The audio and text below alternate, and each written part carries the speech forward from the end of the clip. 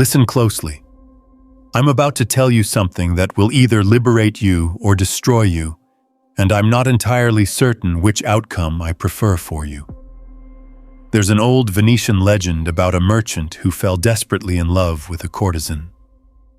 Every night, he would stand beneath her window, reciting poetry until his voice cracked like old parchment. He brought her jewels that caught moonlight like trapped souls. He wrote her name in wine across marble floors. And you know what she did? She yawned.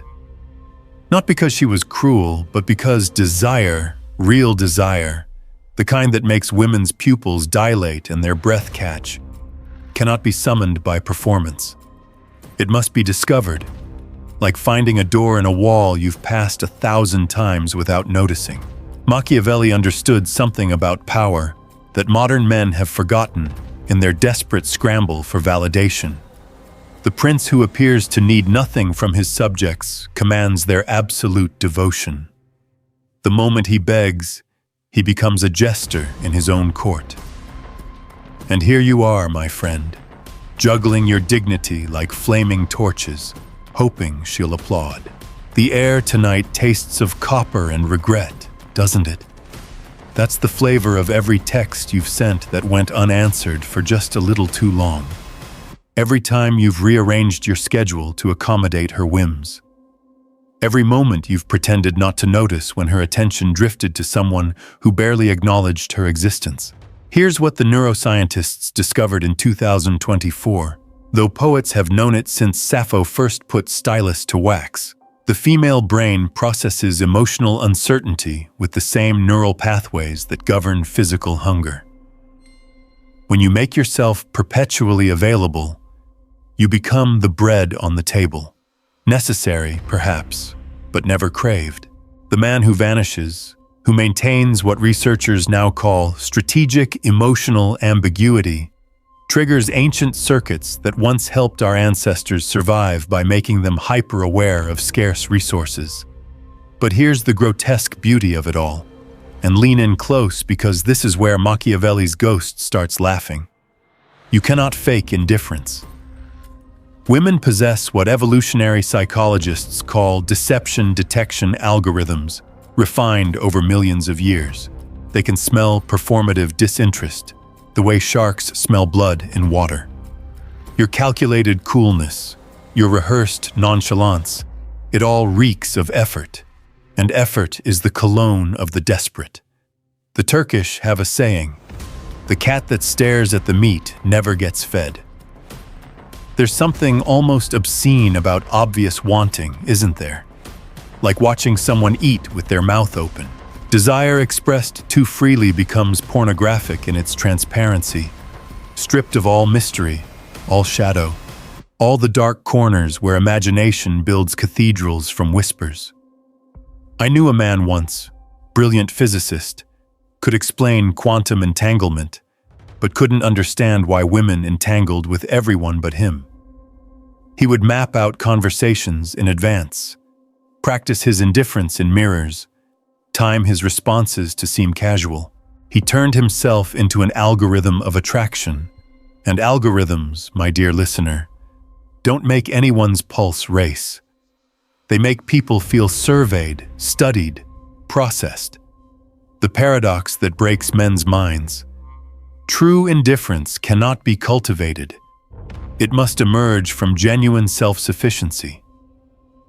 When you build a life so rich, so textured with purpose and solitude and creation, that her presence becomes a pleasant surprise rather than a desperate necessity, that's when the theater begins.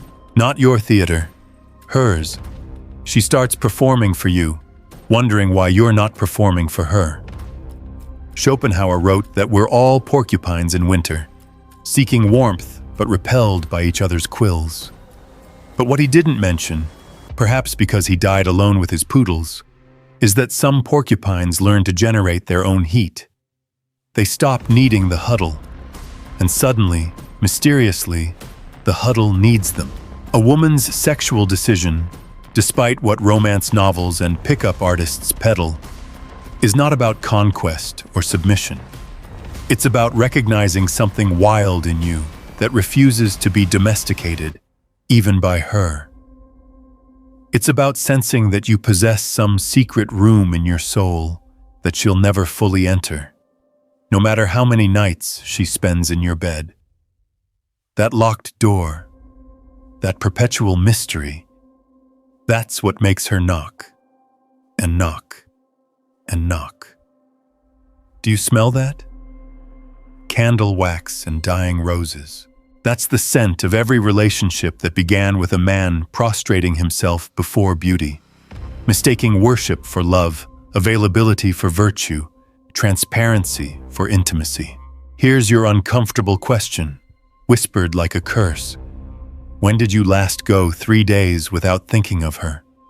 When did you last become so absorbed in your own becoming that her absence felt like silence, not amputation? If you can't remember, then you're not indifferent. You're an addict calling his addiction philosophy.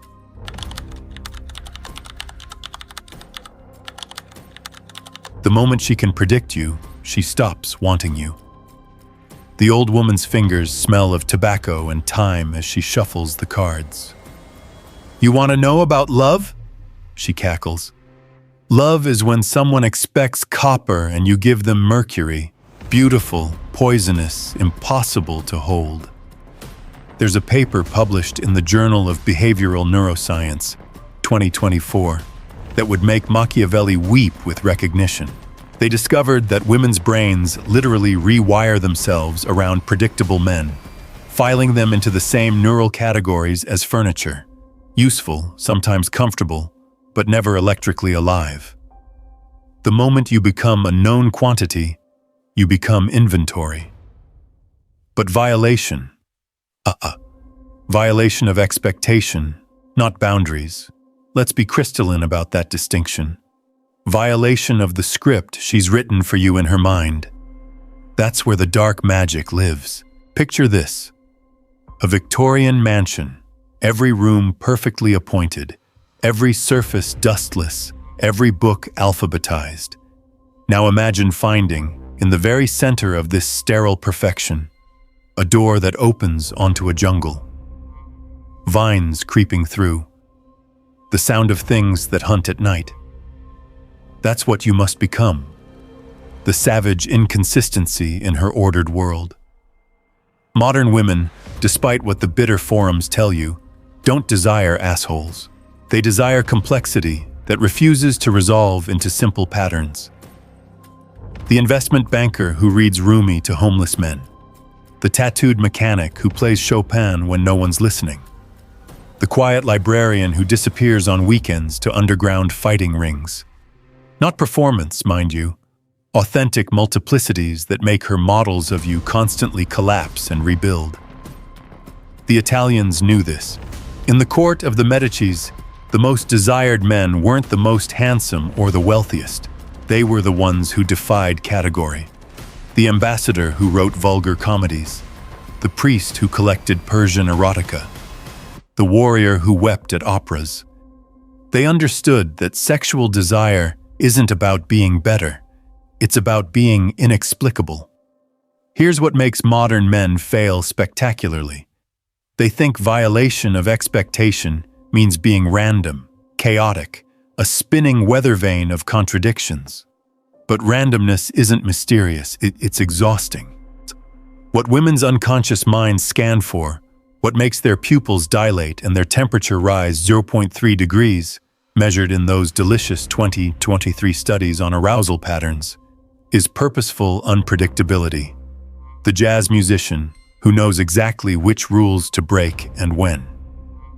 I once watched a woman fall catastrophically in love with a man who did nothing but make furniture. Sounds mundane, doesn't it? But he would work in absolute silence for weeks, then suddenly fill his workshop with Armenian death hymns. He'd create pieces of mathematical perfection, then deliberately introduce one flaw that only he knew existed. When she asked him why, he said, "Perfection is pornography. Reality needs shadows." She later told me, over wine that tasted of regret and revelation, that she decided to sleep with him the moment she realized she could study him for decades and never fully understand him. Most men, she said, are books with large print and pictures. He was written in a language I'm not sure exists. This is where Kierkegaard becomes your dark teacher. He wrote about the aesthetic mode of existence, living as pure possibility, never quite crystallizing into fixed form. The man who masters this doesn't shapeshift. He simply refuses to be shaped.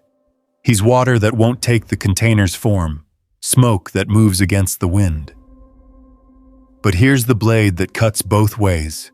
You cannot engineer mystery.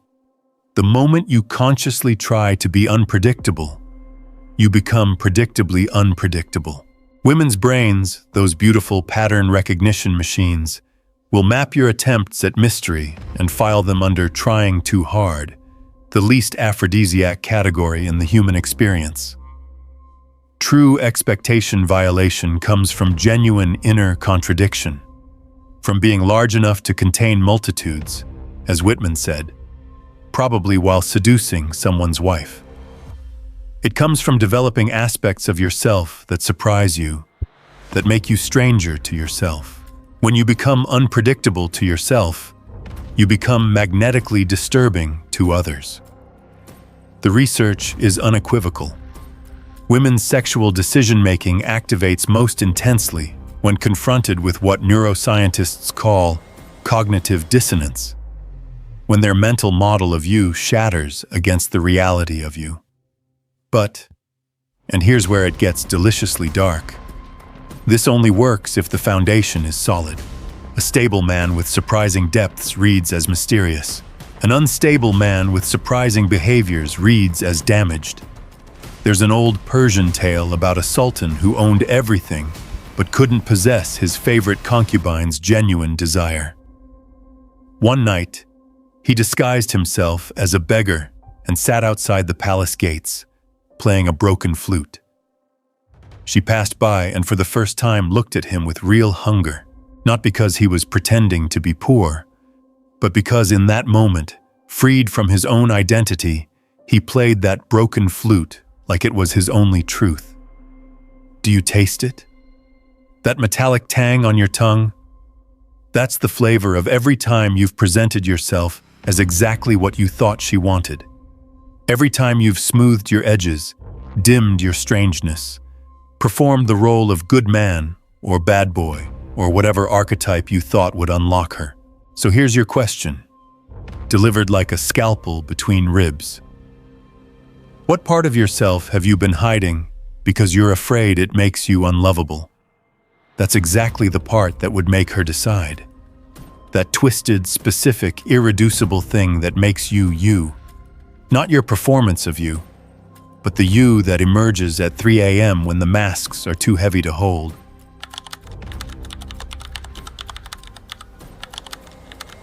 Power lies not in walls, but in choosing which doors to open. A whisper in the dark. The strongest castle is the one with a single, hidden entrance that only opens from the inside. There's something obscene about the modern male performance of vulnerability, isn't it? This wholesale emotional evacuation, this therapeutic vomiting of every wound and weakness, as if the mere act of bleeding guarantees love. Men have been sold the lie that vulnerability is currency, that emotional nudity equals intimacy. But Machiavelli knew, as did every successful courtesan in history, power lies not in what you reveal, but in the architecture of your revelations. The Japanese have a concept, hone and tatamai, the true self and the performed self. But there's a third self that no one speaks of, the self you reveal in fragments like light through a cracked door. This is the self that makes women lean forward, pupils dilated, trying to see more. Not because you're hiding, but because you're revealing with the precision of a master calligrapher, each stroke deliberate, each absence speaking louder than presence. A 2025 study from the Institute of Behavioral Dynamics found something that would make feminists and pickup artists equally uncomfortable. Women's arousal patterns spike not at complete emotional availability, nor at cold distance, but at what researchers termed calibrated disclosure, the art of revealing vulnerability in inverse proportion to its expectation. Let me tell you about Marcus, investment banker. Shoulders like a gladiator, smile like a funeral director. Women orbited him like moths, and he burned through them with professional efficiency. Then he met Sarah, and for 6 months, he gave her nothing. No childhood trauma, no mommy issues, no explains for his 3 a.m. silences. Until one night, over whiskey that tasted of smoke and endings, he told her about a sparrow. Just one story, about finding a wounded sparrow when he was 7, keeping it in a shoebox, feeding it breadcrumbs and hope, how it died anyway, and how he buried it under his mother's roses, and how those roses grew different that year, darker, almost black at the edges. That was all. One story, delivered once, never referenced again. She told me later, with the exhausted excitement of someone who'd found a door in a wall they'd been pressing against for months, that she decided to sleep with him that night. Not because of the vulnerability itself, but because of its precision, its singularity, the way he'd handed her one perfect shard of his interior and then closed the vault. This is what modern men catastrophically misunderstand. Vulnerability without scarcity is just noise. When you bleed all over someone, you don't become irresistible. You become a medical emergency. Women don't want to be your therapist, your mother, or your emotional landfill. They want to be the one person who occasionally gets to glimpse the fault lines in your marble. Nietzsche wrote, "One must still have chaos in oneself to give birth to a dancing star." But he didn't mention that the star must dance behind veils, revealing itself in rotations, never fully visible, always implying more light than it shows. The grotesque comedy of modern dating, men who treat first dates like therapy sessions, downloading their damage like it's a software update she requested. Here's my anxiety disorder, my abandonment issues, my erectile dysfunction, my fear of death. Would you like to see my prescription history? They mistake confession for connection, emotional exhibitionism for intimacy. Meanwhile, the women sit there, smile frozen, watching these men perform their wounds like Shakespeare's lesser characters. All soliloquy, no mystery. The sexual polarity dissolves in this soup of shared dysfunction. How can she desire what she's been assigned to heal? But selective vulnerability, that's alchemy. It's the difference between a man who says, "I'm broken," boring, burdensome, and a man who lets her discover a single crack in his armor during a thunderstorm. It's the difference between explaining your sadness and letting her catch you, just once, staring at nothing with eyes that have seen too much. There's an old Romanian folktale about a wolf who fell in love with the moon. Every night, he howled his devotion, told her all his secrets, bled his heart across the sky. The moon remained distant. Then one night, he said nothing. Just stood there, silent. And in that silence, she saw something that made her descend. Not his pain, not his need, but his capacity to contain universes without spilling them. The research is damning. Women's brains literally shut down sexual response when overwhelmed with emotional caregiving duties. The 2024 UCLA study called it maternal override, the instantaneous shift from lover to mother when confronted with excessive male vulnerability. But controlled revelation, that triggers what they termed investigative arousal, the same neural pathways that fire when solving a mystery that matters. Here's the kicker that would make Machiavelli laugh until he choked. The vulnerability that makes women decide isn't about your pain. It's about your power. It's showing her that you can be wounded without being destroyed. that you contain depths that have survived their own darkness, that you've been to hell and back and brought souvenirs, but you're not giving tours. The most sexually magnetic men aren't closed or open. They're selectively permeable. They choose their moments of revelation like a sniper chooses shots. Once a season, once a year, once a lifetime. And in between, they're present, engaged, even warm. But there's always a room in their heart that stays locked, and she knows it. And that locked room becomes her obsession. Can you smell it? That mixture of leather and laudanum? That's the scent of every relationship that drowned in premature transparency. Every attraction that died from overexposure. Every woman who went from lover to nurse because a man couldn't tell the difference between intimacy and emergency. So here's your riddle, wrapped in velvet and thorns. What would happen if you revealed only one true thing about yourself every full moon? What if your vulnerability was so rare, so unexpected, so precisely timed that it became an event, a gift, a key she had to earn? What if you stopped performing your damage and started curating your depths? The answer might terrify you more than loneliness.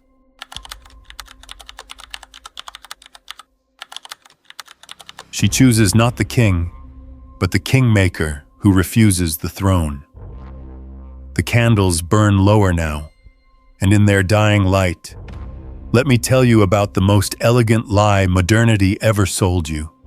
That competence is about achievement, that mastery is about recognition, that a woman's desire flows toward the man with the most trophies. But desire, real desire, the kind that makes her forget her own name, doesn't genuflect before resumes. It kneels before something far more ancient, far more disturbing.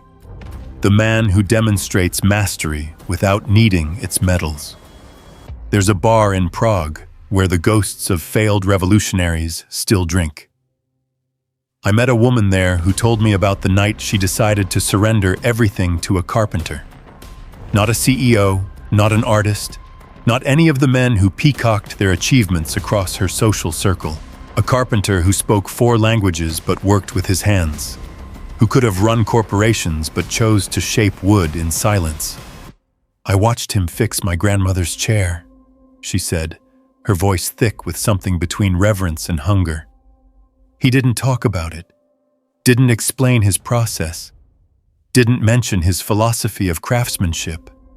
He just fixed it. With the same intensity, a surgeon might save a life. And when he was done, he didn't wait for praise. He just moved to the next broken thing. This is what the 2024 Harvard study on female arousal patterns couldn't quite capture in their sterile language. Women's bodies respond not to competence performed, but to competence embodied. The difference between a man who tells you he's dangerous and a man whose calmness makes you understand he's survived things that would break you. Machiavelli understood that the most powerful prince is the one who could destroy everything but chooses not to. There's an erotic charge to restrained capacity, to the lion who purrs instead of roars, to the sword that stays sheathed even when drawn would be justified. Modern men exhaust themselves in display. They're peacocks in a world that's tired of feathers. LinkedIn profiles like mausoleums to their own ambition. Instagram feeds documenting every minor victory. They mistake visibility for virility, recognition for respect. Meanwhile, women's ancient programming scans for something else entirely. The man who moves through the world, changing it without announcing himself. Here's what makes this deliciously dark. The competence that triggers sexual decision-making isn't the competence that builds empires. It's older, more primal.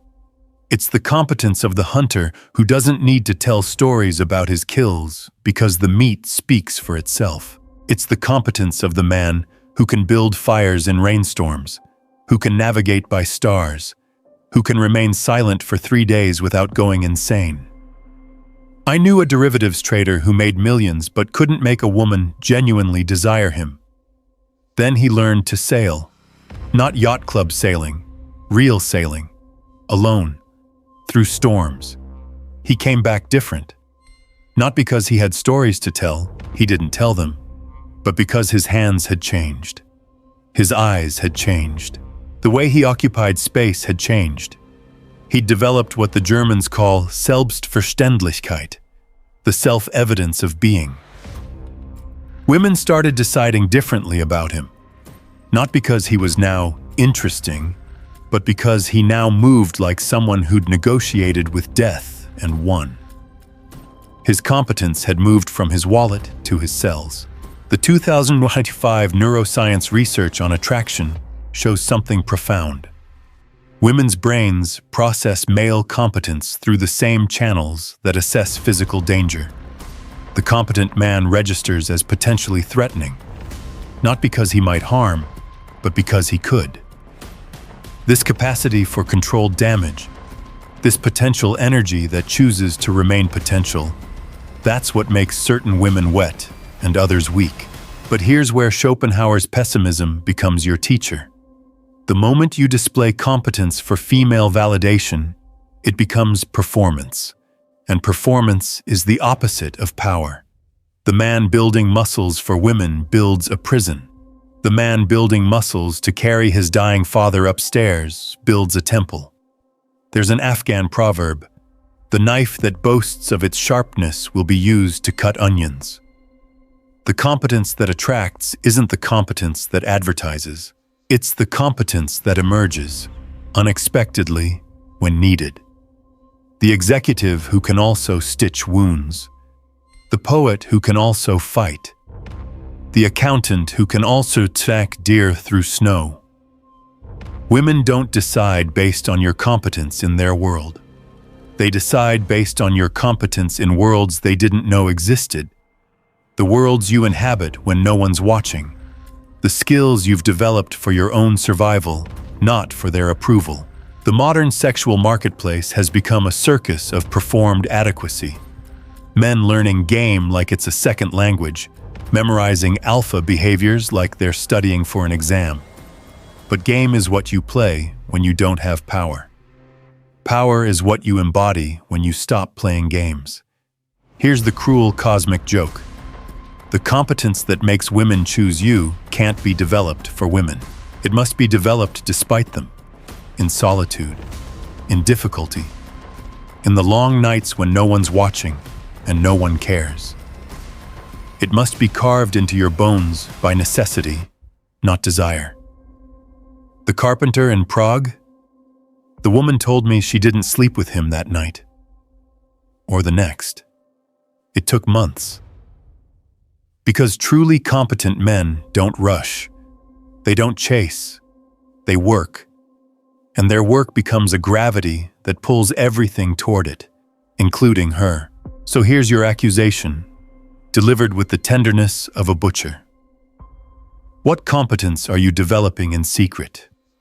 Not for LinkedIn, not for dating apps, not for anyone's approval, but because something in you demands mastery. If the answer is nothing, then you're not a man building competence. You're a boy collecting participation trophies, wondering why no one wants to come to your awards ceremony. The silence that follows this question is where your real work begins.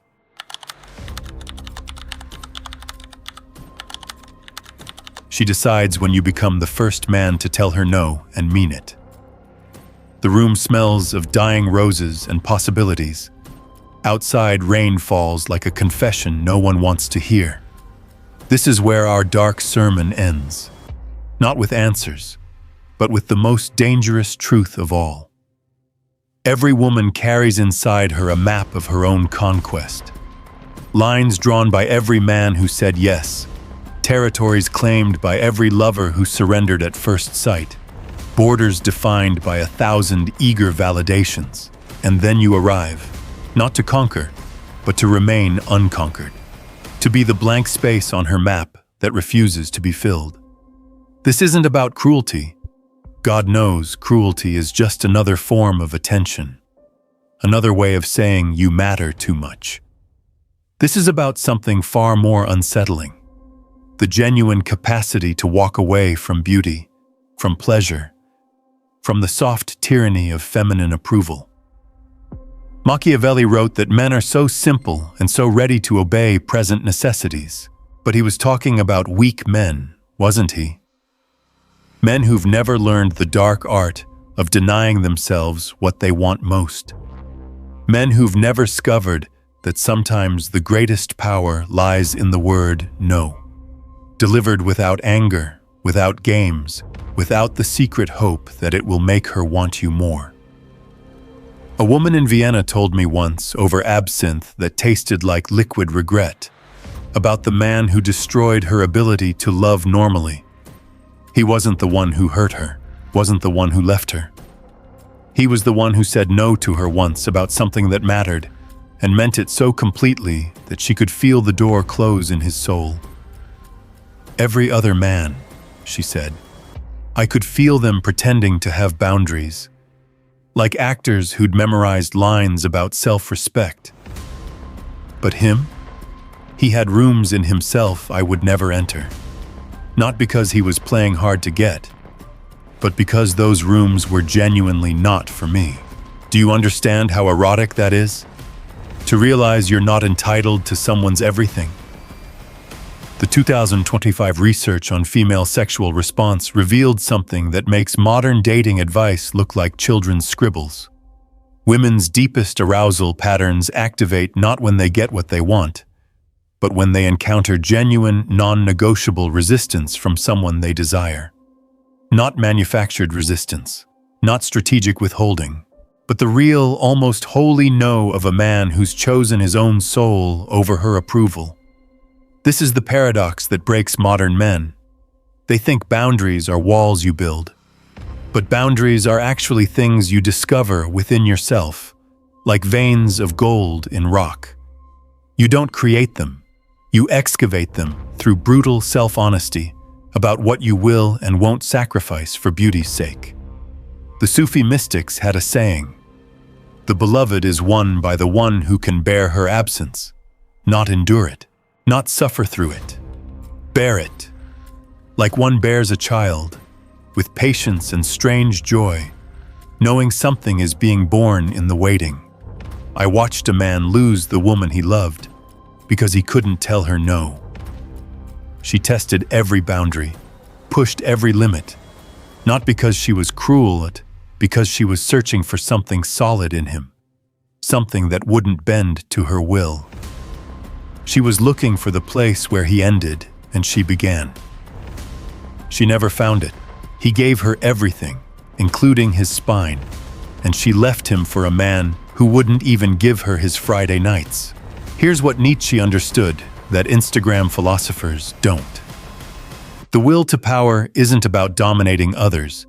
It's about the sacred selfishness of becoming who you are, regardless of who wants you to be otherwise. The man who can tell a beautiful woman no and sleep peacefully that night has achieved something most men only pretend to possess: sovereignty over his own desire. But here's where it gets exquisitely dark. You cannot fake this. You cannot practice saying no in mirrors. You cannot read books about boundaries and suddenly have them. The no that makes women reconsider everything they thought they knew about you must come from a place so deep in your soul that it surprises even you when it emerges. The most sexually magnetic men in history weren't the ones who pursued relentlessly. They were the ones who could walk away from Helen of Troy because they had ships to build, who could refuse Cleopatra because they had deserts to cross, who could tell goddesses not tonight because tomorrow they had worlds to create. There's a moment in every seduction where she offers you everything: her body, her approval, her validation, but at a price. Maybe it's compromising your principles. Maybe it's abandoning your purpose. Maybe it's just pretending to like her friend's terrible poetry. And in that moment, you have two choices: surrender and receive your reward, or refuse and become legend. The woman in Vienna? She married someone else, had children, built a life, but she still dreams about the man who told her no. Not because she wants him back, but because he showed her something she'd never seen before. A man who wanted her, but wanted himself more. The research is unequivocal. Women's bodies respond to what scientists carefully call demonstrated autonomous value systems. What they mean but can't say. Women get wet for men who won't sacrifice their souls for pussy. The crude truth dressed in academic language. So here we are, at the end of our dark catechism, and I have one final question for you. Not a whisper, not an accusation, but a mirror held up in candlelight. What would you become if you stopped needing women to want you, not stopped wanting them? Desire is holy, necessary, the engine of creation, but stopped needing their want as proof of your worth? What would you build in that freedom? What would you destroy? What would you finally have the courage to refuse? The answer to that question is the key to a door you didn't know existed. Behind that door is the man women actually decide to sleep with. Not because he played the game well, but because he refused to play it at all. The candles are dead now. The rain has stopped. Somewhere a woman is lying awake, thinking about a man who told her no and meant it. Somewhere else a man is discovering he can survive without female validation. And somewhere between these two truths, in that strange space where desire meets denial, the real game begins. But you already knew that, didn't you? You've known it all along.